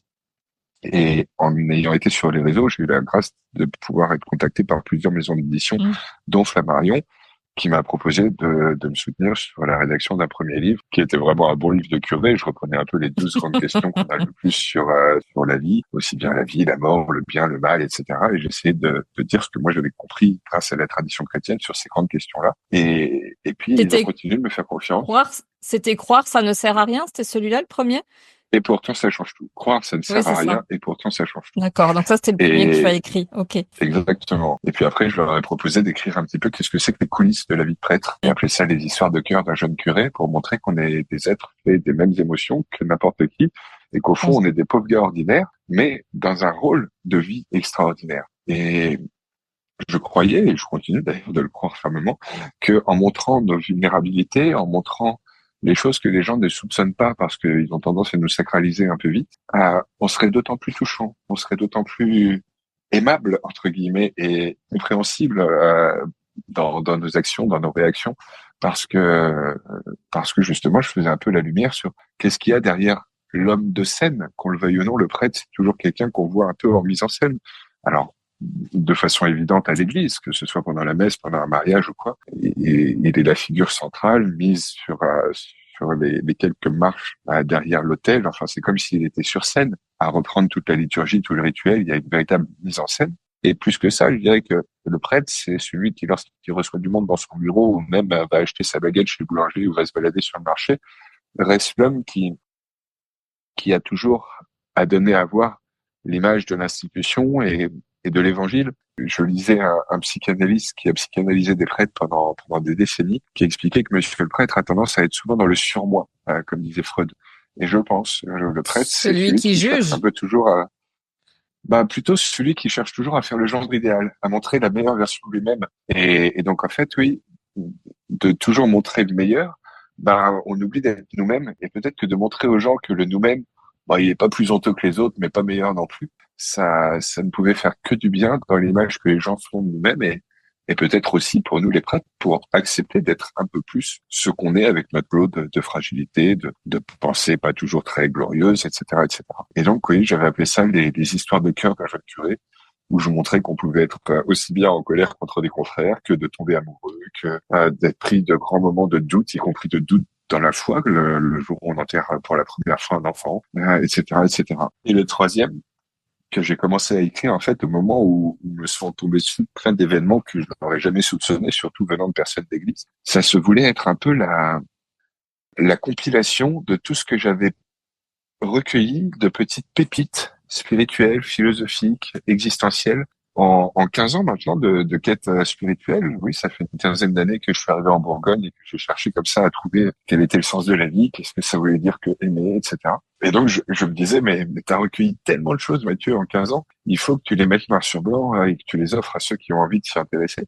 Et c'est au même moment où je vivais des grandes épreuves que je n'aurais jamais pu me tomber dessus. Et qu'en fait, je me suis dit, mais purée, Mathieu, c'est providentiel parce qu'en fait, tout ce que tu marques dans ce bouquin, ça t'aide à garder confiance, sourire, espérance, alors que l'avenir, il est super flou, alors que tu aurais juste envie d'habitude de te venger ou de ceci ou de cela. Et en fait, j'avais vraiment le cœur apaisé. Ça m'a beaucoup aidé à comprendre que les autres n'étaient pas forcément méchants ou malveillants, mais que peut-être ils avaient juste une autre façon d'aborder la question que moi et que pour eux, peut-être que voilà, entre guillemets, faire supporter une forme de mal à Mathieu ou à quelques-uns, c'était moins grave, voire même peut-être mieux que de faire autre chose et pour le bien de l'Église, pour le bien de ce qui croit être le dessein de Dieu sur notre terre. Et donc c'est pour ça que j'ai appelé ce bouquin Le pouvoir du kintsugi. Le sous-titre, c'est Sublimer ce qui est brisé, parce que je crois que c'est vraiment ce que j'ai compris pendant ces 15 années de quête spirituelle, existentielle, c'est qu'en fait, c'est là encore, je vais citer la Bible, c'est saint Paul qui dit ça à un moment, c'est lorsque je suis faible que je suis fort. Et je pense que comme un os qui se brise, s'il est bien consolidé, il va devenir plus résistant qu'avant. Je pense que c'est la même chose. Le kintsugi, tu sais, c'est cet art japonais où Mm. lorsqu'on a une porcelaine brisée, on ne la recolle pas simplement, mais on la recolle avec de la poudre d'or et pour faire que les failles et les fissures, elles subliment la porcelaine d'origine. Et je crois que c'est vraiment ce que m'a appris Dieu dans mon chemin de foi depuis 15 ans et ce que j'ai appris aussi à travers tout plein d'autres traditions, hein, pas seulement catholiques, que ce soit une tradition religieuse ou philosophique. Et donc, oui, c'est un genre de recueil de 124 petites astuces de regard, de petits tips pour des fois pirater notre esprit et passer plus facilement de la colère ou de la tristesse à quelque chose qui a un peu plus le parfum de la paix, de l'espérance, de la joie même, pour réussir, oui, à travers nos faiblesses, nos fragilités, nos regrets et nos culpabilités aussi, à laisser exalter et déployer ce qu'on porte de promesses, de beauté. Et c'est pour ça que je le dis sans vergogne aucune et j'espère sans paraître trop orgueilleux non plus, mais que c'est sûrement l'une des choses dont je suis le plus fier en 39 ans parce que je crois avoir réalisé pas mal de choses dans ma petite existence, mais c'est la compilation des plus beaux trésors que j'ai découverts sur cette terre parce que, parce que ça transforme nos vies, ça nous redonne le sourire quand on aurait juste envie de pleurer, ça nous donne confiance lorsqu'on aurait juste envie d'abandonner. Et, et je me dis, si ça me l'a fait pour moi, si ça l'a fait pour les quelques centaines de personnes qui sont venues se confier à moi et que j'ai eu la grâce de pouvoir accompagner personnellement, spirituellement, peut-être que ça pourra le faire aussi à celles et ceux qui découvriront ce que j'ai écrit dedans. Et donc, ouais, très heureux d'avoir pu publier ce bouquin, Le pouvoir du kintsugi, là, depuis 3 semaines maintenant. Les premiers retours que j'ai, c'est que ça fait du bien aux gens, donc que ça dure, c'est tout ce que je souhaite. Quelle est ta raison d'être aujourd'hui? Les auditeurs ne voient pas, mais j'ai écarquillé les yeux de façon plus que prononcée. C'est le genre de questions qu'on me pose pas au quotidien. Ma raison Ça, j'aime d'être. bien poser des questions qu'on n'a peut-être pas l'habitude de te poser. L'incontournable que je pratique depuis une douzaine d'années maintenant, qui a transformé ma vie et qui continue, je pense, de le faire et qui, parce que ça transforme ma vie, transforme celle d'autrui aussi. C'est tous les soirs de dire merci pour 3 petites pépites qui me sont arrivées dans la journée. Je pense que ma raison d'être aujourd'hui, c'est ça, de pouvoir dire merci, de pouvoir reconnaître la chance, la grâce qui m'est offerte dans chaque journée que j'ai expérimentée, dans chaque rencontre qui m'est donnée de partager, à me rendre compte comme chaque instant est privilégié. On pense des fois que l'éternité, c'est les petits angelots un peu potelés qui nous attendent après la mort pour nous faire manger des grappes de raisin sur les nuages, etc. Je pense que l'éternité, ça veut tout simplement dire hors de l'espace et du temps. C'est ce genre de moment où tu as passé un après-midi en famille, entre amis, il y avait du soleil, il y avait un bon barbecue, il y avait juste des rires et de la joie. Et tu regardes ta montre et il est 18h et tu te dis, putain, j'ai pas vu le temps passer. Et je pense que c'est ça l'éternité. Ne pas voir le temps passer et juste l'avoir passé à sourire, à jouir en fait de l'instant et à se réjouir avec les autres. Et je crois que si on a cette seule et unique discipline dans la vie, de chercher à dire merci, ça transforme notre existence. Et donc je pense que la raison que j'ai d'être chaque matin et de continuer de chercher à être, c'est de pouvoir dire merci chaque soir avant d'aller me coucher. Et parce qu'en fait, derrière ce merci, il y a forcément cette dimension qui, pour moi, est ce qui donne du sens, du goût, du prix à nos existences, qui est le fait d'aimer, euh, d'avoir apprécié, et peut-être encore plus d'avoir donné aux autres d'apprécier. Donc ouais, je crois que ça se résumerait en un mot, gratitude. Je continue de faire le prêtre, hein, désolé. Et moi la psy. Sûrement. Quelles sont tes valeurs, Mathieu? Tu te décris comme quelqu'un de libertaire. Donc j'imagine la liberté. Est-ce que c'est une valeur importante pour toi? Bien entendu, la liberté, c'est une évidence, mais je sais pas qu'est-ce que je mettrais dans mon top 3. Euh, Pas évident, hein, cette question des valeurs, parce que je pense qu'on en a plein dans lesquelles on se retrouve et qui nous semblent importantes. C'est un peu cliquer des petits oiseaux, mais je pense qu'en premier, je mettrais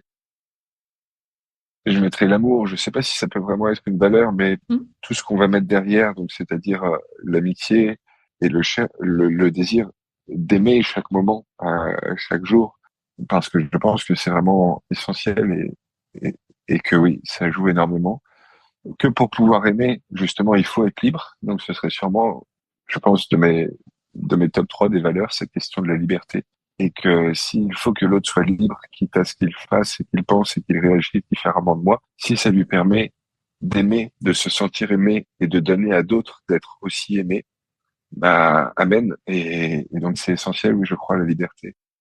Et peut-être que dans le top 3 je mettrais aussi une valeur qui m'est plus mauvaise ou qui peut l'être en tout cas, qui me rend plus fragile et plus vulnérable, la reconnaissance. Je sens que c'est quelque chose qui est important pour moi et peut-être des fois trop d'ailleurs, mais à un moment d'ailleurs tu m'as posé dans les questions celle de savoir pourquoi c'était si important pour moi d'essayer d'aider les autres et parce que je pense que j'ai besoin d'être d'une forme de reconnaissance de leur part, de me sentir utile à leurs yeux.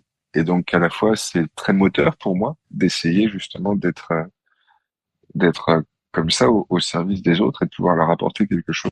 Et peut-être aussi que des fois, ça peut être ce qui me fait peur quand je sens que ça flatte un peu trop mon orgueil ou que ça me déstabilise parce que je m'attendrais à plus et que j'ai l'impression de ne pas avoir été reconnu pour l'investissement que j'ai donné. Ouais, peut-être comme ça deux valeurs assez amélioratives, l'amour et la liberté. L'amour au sens vraiment très très large. Et peut-être une qui m'est plus souvent préjudiciable, mais qui reste quand même, je crois, une des vraies parts de mon identité, ce besoin de reconnaissance. J'ai encore une question, peut-être pas facile. Qu'est-ce que tu dirais au petit Mathieu aujourd'hui? Ou qu'est-ce que tu aurais envie de lui dire? Pour le coup, c'est con parce que vu que tu filmes pas, mais le petit Mathieu, vu qu'il va bientôt fêter ses 40 ans, tout à l'heure, il cherchait des photos de lui plus jeune pour peut-être faire un petit PDF pour inviter les copains et les copines et tout. Et je suis tombé sur celle-là, tu vois. J'aime bien, c'était Ah avec mon oui! chien de l'époque. Elle s'appelait Lila, tu vois. Et je sais pas, je l'ai trouvée juste très mignonne, tu vois, toute Quel simple. âge tu as là? Oh, je pense que je dois avoir, je sais pas, 5 6 ans, quelque chose comme ça. Et, et donc, qu'est-ce que je pourrais lui dire à ce petit Mathieu? Je vais encore faire une réponse de curé, hein. T'as tout pour être heureux, mec. Sois conscient que tu l'es. C'est le seul enjeu. souris à la vie, dis merci à tout ce qui t'est donné d'expérimenter, à tous les gens que tu vas rencontrer. Et rends-toi compte que le paradis, il est là, que l'éternité, elle est à ta portée et qu'il y a rien à faire pour la gagner. Il y a juste à reconnaître qu'elle est présente, qu'elle est là. Et plus tu reconnaîtras que le présent est un présent, que l'instant est un cadeau, plus tu seras rayonnant, plus tu seras beau, plus t'aimeras la vie, plus les gens t'aimeront, plus le monde y sera transformé en mieux. Juste, sois heureux, pauvre. Si, parce que le petit Mathieu, c'était quand même un pauvre. Il l'est toujours, en version un peu plus âgée. Mais ouais. J'interviewe les acteurs du Nouveau Monde. C'est quoi pour toi, Mathieu, le Nouveau Monde? J'avoue que c'est pas une expression que j'emploie souvent. Toi, tu l'entends comment, Katia? Nouveau Monde. Pour moi, c'est déjà un monde plus en humanité. Un monde où on s'affranchit peut-être de la bien-pensance, où on bouscule les codes. On s'affranchit peut-être de l'existant pour proposer de nouvelles alternatives, pour être dans un monde de demain plus juste, plus éthique, plus respectueux du vivant, plus épanouissant aussi. Parce que j'ai l'impression, moi, de mon point de vue, depuis quelques années, qu'on est dans une dynamique plutôt mortifère, déshumanisante et dans une forme de destruction du vivant. En fait, c'est aussi retrouver son humanité. Donc, rien de bien nouveau, hein. Mais en fait, il est déjà là, hein. C'est juste que, voilà, il y a peut-être besoin de mettre un peu plus le projecteur dessus. Et de retrouver aussi sa souveraineté. Alors, ça fait beaucoup de choses. Voilà, en Merci gros, pour pour moi, ma l'illustration que définition. tu donnes. Et alors, la question de base, excuse-moi, pour le coup, je l'ai déjà oublié. C'était quoi, Non, pardon? quelle serait pour toi la définition du nouveau monde? C'est quoi pour toi le nouveau monde? Il me semble que de fait, nous sommes dans un monde nouveau, depuis 2 décennies particulièrement, avec l'arrivée des ordinateurs et d'Internet et de l'hypercommunication telle qu'on la connaît aujourd'hui. Sûrement qu'il y a quelques grands défis qui nous attendent pour les prochaines années, les prochaines décennies, et qui vont bouleverser là encore notre rapport aux autres, notre rapport à ce qui fait sens dans nos existences. Je pense particulièrement aux défis de l'écologie, de la pollution, du soin, du vivant en général, autant qu'au développement de l'intelligence artificielle telle qu'on la voit se déployer depuis 1 ou 2 années, et de tout ce qu'on imagine que ça va pouvoir avoir comme répercussion dans nos vies sociales. Dans ce monde-là, confronté à ces défis, confronté à un individualisme des fois mortifère, à une surabondance d'une communication désenchantée, d'un monde qu'on nous présenterait comme toujours plus mauvais, toujours plus apeurant. Il me semble que le premier défi, c'est peut-être de réenchanter tout ça, de mettre de la poésie dans nos existences. Sûrement que si on cherchait juste à faire du beau, du bien, du vrai, ça pourrait tout changer. Je finis mon dernier bouquin, là, Le pouvoir du kintsugi, par un chapitre que j'appelle Soyez sexy. Et je pense que c'est tout l'enjeu de ce qui peut à la fois nous aider à mieux communiquer entre nous, et sûrement que la communication, c'est l'essentiel. Parce que la parole, c'est aussi bien ce qui tue que ce qui relève et ce qui donne vie. Et qu'on est des animaux sociaux. Et donc, soyez sexy. Je l'écris S-E-C-S, simple, esthétique, charitable, signifiant, imagé. Si on essaye d'être simple, sincère, vrai, avec un discours abordable pour tous, ça change tout. Si on essaye de faire de l'esthétique, du beau, de montrer, de donner à voir ce que les autres portent de beau, ou de ce qu'il y a de beau dans notre existence, y compris dans un décor fait de vieux immeubles délabrés et de nuages gris derrière, il y a toujours du beau. Et le beau réside beaucoup plus dans notre regard que dans ce qu'il y a sous nos yeux. Si on arrive à faire du charitable, c'est le C de sexy. Si on arrive toujours à penser qu'est-ce qui va faire du bien à l'autre, et même à celui qu'on a du mal à aimer. Le but, c'est pas de lui retourner une paire de claques. Le but, c'est de pouvoir mieux vivre avec lui à nos côtés. Donc, qu'est-ce qui va pouvoir lui faire du bien si en plus, on se demande qu'est-ce qui va pouvoir être signifiant, faire sens dans la vie des gens, à les aider à mettre de la cohérence, de l'évidence, à être moteur dans leurs existences, ça change tout. Et si en plus, ce simple, esthétique, charitable, signifiant, on réussit à le faire à travers des images, à travers des narrations, parce que je pense que c'est tout ce que nous sommes, nous les hommes et les femmes, des êtres de culture, des êtres qui nous racontons, et même la science, on la raconte d'une certaine façon. C'est pas que les histoires quand on était enfant, c'est tout n'est que narration. Et ben, ce sera mieux reçu de la part des autres, de la part de ceux qui nous entourent. Et donc, oui, je pense que c'est peut-être ça un essentiel pour notre aujourd'hui, d'essayer tout simplement de faire du simple, de l'esthétique, du beau, donc, toujours de façon charitable pour les autres, toujours de façon signifiante, à essayer de leur montrer que voilà, ce qu'on essaie de vivre, ça a du sens, au-delà de ce qui pourrait nous paraître désespérant. Et de le faire à travers des belles images, des belles petites histoires, ça change tout. Être des poètes, en somme. Je crois que c'est ça, le seul et unique enjeu de nos vies. Et on entend ton chien qui est en train de dormir et de ronfler. De ronronner, c'est un chien qui ronronne.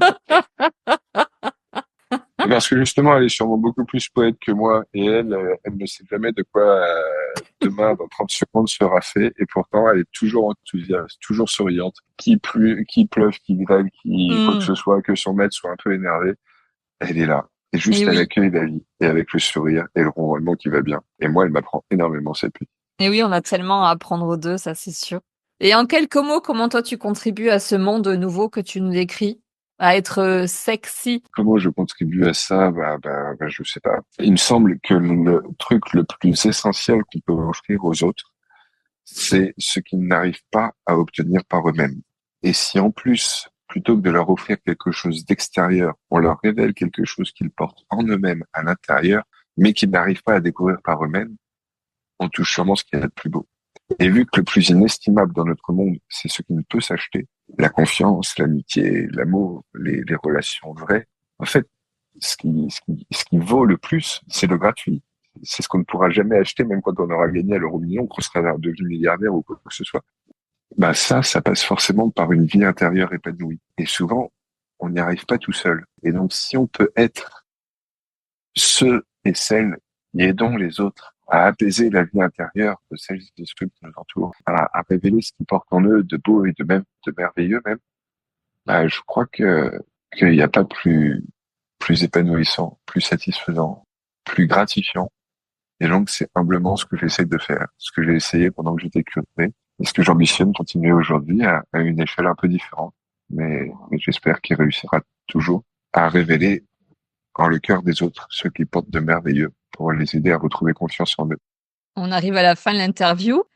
Est-ce qu'il y a une question que je ne t'ai pas posée que tu aurais aimé que je te pose? Et est-ce qu'il y a quelque chose que tu souhaites nous dire avant qu'on termine sur le portrait chinois? Ouh là là, ça me donne envie j'ai hâte de voir le portrait chinois. Est-ce qu'il y a Non, quelque chose que tu rien. veux ajouter pour terminer cet échange? Les femmes vont chercher Dieu loin, dans des bibliothèques, en haut d'une montagne à l'autre bout du monde, dans une pratique ascétique. Ils veulent toucher le transcendant, ce qui sublime le visible et qui est pourtant de l'ordre de l'invisible. Et en fait, je pense que si ceux qui nous écoutent se rendent compte que Dieu, il est pas loin, il n'est pas extérieur à eux, mais il est en eux et qu'il porte chacun et chacune la même étincelle qui est à l'origine du Big Bang, qui est à l'origine de l'émergence de la conscience, de l'amour, et que ça, ils l'ont en eux, puissance Dieu, et qu'en fait, leur seul job, c'est peut-être de le laisser se déployer et d'offrir aux autres de reconnaître qu'eux aussi le portent. Et ben, je crois que ce seront les personnes les plus heureuses du monde. Et c'est tout ce que je leur souhaite. Se rendre compte que Dieu n'est pas loin, qu'il est en eux, et qu'il fait déjà du merveilleux. C'est tout ce que je vous souhaite, chers amis. Et je crois que Prune, on l'entend par ses ronronnements, me Oui, soutient dans ce je ne sais pas si les auditeurs l'entendront, mais moi en tout cas je l'entends bien dans mon casque. Donc elle participe activement à notre entrevue. On termine sur le portrait chinois, tu te souviens? Le jeu, si tu étais... Donc c'est si tu étais un plat, lequel serais-tu? Moi, j'aime beaucoup le couscous. Pourtant, j'en mange rarement. Pourquoi pas un couscous?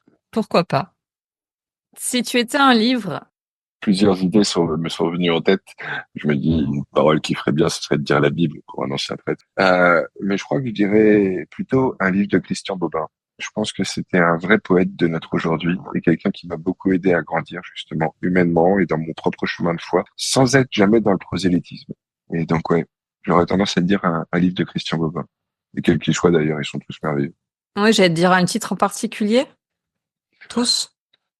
peut-être Résurrection, peut-être le Touba, peut-être franchement non mais n'importe que les gens ouvrent n'importe quel livre de Bobin et obéissent, ils se laisseront embarquer dans quelque chose qui va les sublimer.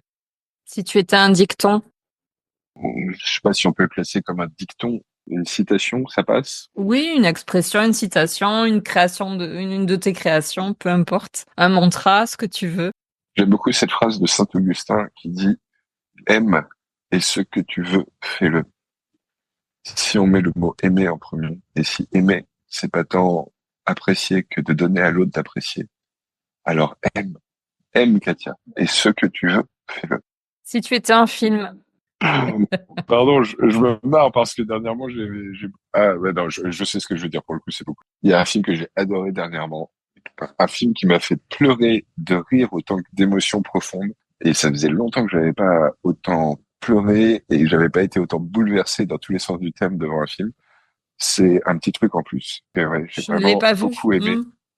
Ah bah, il faut que tu le vois absolument. On se marre du début à la fin et c'est très profond. Et ça invite à plein de réflexions philosophiques et existentielles sur la conversion de regard, sur le bien que nous fait de nous engager auprès des autres, sur la beauté que portent des gens qu'on penserait plus fragiles, plus vulnérables et moins privilégiés que nous. Donc oui, je ne peux que t'enjoindre à te nourrir et te délecter de ce superbe film. Un petit truc en plus. Je cherche le nom de son réalisateur. Artus? Artus. Et si tu étais un super-héros? C'est le dernier. Pardon pour la réponse, mais j'hésite. Évidente. Merci Mathieu de ta participation. Merci vraiment à toi, Katia, c'était un super moment. Et merci beaucoup pour votre écoute. Alors j'espère que le parcours de Mathieu vous aurait inspiré. N'hésitez pas à le contacter. Alors, où est-ce qu'on te contacte maintenant? Est-ce que tu es encore sur les réseaux ou pas sur les réseaux? Comment on fait pour te suivre? Suivre ton actualité? Bah, suivre mon actualité, pas trop, parce que pour le coup, je préfère rester discret dessus en m'étant retiré des réseaux depuis un an. Si les gens veulent peut-être bénéficier de mes services d'accompagnement individuel et spirituel, ou s'ils veulent profiter des premières sessions de temps de ressourcement ou de retraite spirituelle que je vais essayer de dispenser à partir de début 2025, c'est sur mathieujassron.com. J'ai créé une petite page internet où je les invite justement à remplir un formulaire pour me dire s'ils seraient intéressés par l'un ou l'autre de ces services, pour qu'on voit comment, en fonction de leur emploi du temps, du mien, de ce qui est en train de se mettre en place, on puisse satisfaire au mieux à leurs demandes. Donc mathieujassron.com, tout simplement. Et il y en a encore quelques-uns qui ont des fois besoin de juste se confier, parce qu'ils ont du mal à trouver une oreille, une écoute comme ils le désiraient, et qui ne sont pas pour autant prêts à vivre une forme d'accompagnement personnel comme ce que je peux leur proposer. Je continue d'avoir mon adresse contact@permathieu.com et donc qu'ils n'hésitent pas à m'écrire. Je leur promets pas de leur répondre dans la journée et ni même de leur faire des miracles. Mais si je peux être une petite marche pour les aider à trouver quelle sera la suivante qui pourra les aider à retrouver paix et confiance en eux, j'en serai heureux. Donc, mathieujassron.com et contact@permathieu.com. Ok, donc je mettrai les deux dans la description. Ta chaîne YouTube, elle reste active? Oui, Mathieu Jasseron ou Père Mathieu Jasseron. J'ai mis le père entre parenthèses vu que je suis plus vraiment père. Oui. Mais pour le coup, vu que j'ai dit que je me retirais des réseaux, je la garde pour l'instant. On sait jamais si un jour ça pouvait être intéressant de s'en servir pour communiquer sur un truc un petit peu en particulier, mais je me vois plus continuer de vidéos au quotidien. Je crois pas que ce soit mon rôle et ce à quoi je fais. À bientôt. Encore un grand merci, Katia. À bientôt. J'espère que vous avez pris plaisir à nous écouter. Si vous avez aimé cet épisode, mettez 5 étoiles et un commentaire sur votre plateforme d'écoute préférée. Vous aiderez le podcast à gagner en visibilité. Si vous souhaitez continuer à découvrir les histoires de ces acteurs du Nouveau Monde, abonnez-vous. Et si vous voulez connaître les coulisses, rejoignez-nous sur les réseaux. Tous les liens sont dans le descriptif. Merci d'avoir pris le temps de passer ce moment avec nous. Je vous dis à très vite pour un nouveau témoignage d'une belle âme.